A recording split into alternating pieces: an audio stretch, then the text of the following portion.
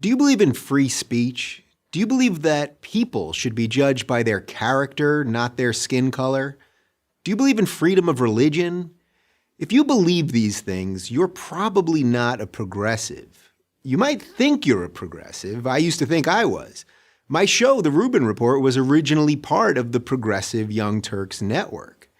Progressives struck me as liberals, but louder. Progressives were the nice guys. They looked out for the little guy. They cared about women and minorities. They embraced change.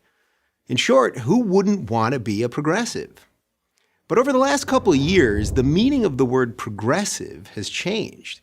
Progressives used to say, I may disagree with what you say, but I'll fight to the death for your right to say it. Not anymore. Banning speakers whose opinions you don't agree with from college campuses, that's not progressive. Prohibiting any words not approved of as politically correct, that's not progressive. Putting trigger warnings on books, movies, music, anything that might offend people, that's not progressive either. All of this has led me to believe that much of the left is no longer progressive, but regressive. This is one of the reasons I've spent so much time on my show talking about the regressive left. This regressive ideology doesn't judge people as individuals, but as a collective. If you're black or female or Muslim or Hispanic or member of any other minority group, you're judged differently than the most evil of all things, a white Christian male. The regressive left ranks minority groups in a pecking order to compete in a kind of oppression Olympics. Gold medal goes to the most offended. Martin Luther King Jr.'s dream that his children would be judged by their character and not their skin color was a liberal idea, but these days it's not a progressive ideal. And what about religious freedom, the idea that no one else can tell you what you have to believe? Surely progressives still support that basic right. Well, not so much. I'm a married gay man, so you might think that I appreciate the government forcing a Christian baker or photographer or florist to act against their religion in order to cater, photograph, or decorate my wedding. But you'd be wrong. A government that can force Christians to violate their conscience can force me to violate mine.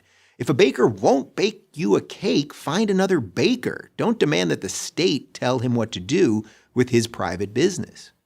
I'm pro-choice, but a government that can force a group of Catholic nuns, literally called the Little Sisters of the Poor, to violate their faith and pay for abortion-inducing birth control can force anyone to do anything. That's not progressive, that's regressive.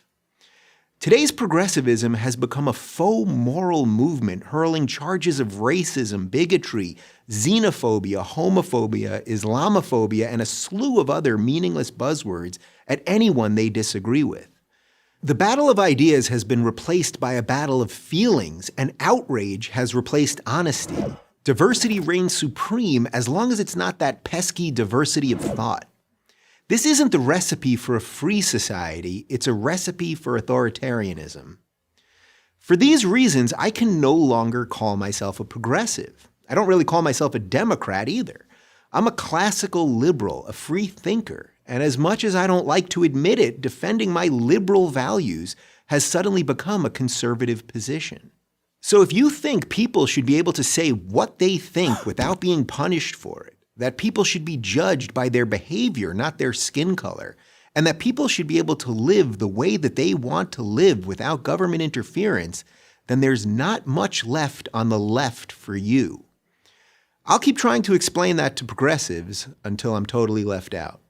I'm Dave Rubin of The Rubin Report for Prager University. To subscribe to our YouTube channel, click here. To help keep our videos free, donate here.